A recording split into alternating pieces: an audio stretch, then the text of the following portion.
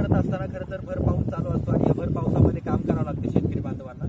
आणि पावसापासून संरक्षण करण्यासाठी या ठिकाणी हे अशा पद्धतीने याला इरलं म्हणतात, ते याला इरलं म्हणतात आणि हे इरलं आपल्याला पावसापासून संरक्षण करण्यासाठी आता भर पावसामध्ये बांधकाम करावं लागते आणि तेव्हा पावसापासून संरक्षण करण्यासाठी हे बनवलेलं इरलं आपण पाहतोय कशापासून बनवले? बांबूपासून। घरी बनवले का?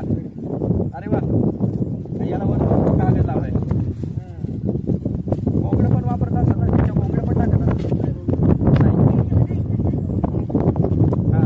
तर असं हे इरलं आहे पारंपरिक पद्धतीने बनवण्यात आलेलं, छत्रीपेक्षा बेटर, कारण छत्री हवेत उडून जाते, हे नाही उडून जाणार। डोक्यावरती एकदा अडकवलं का काम चालू, कसं काय म्हणून मागे हा।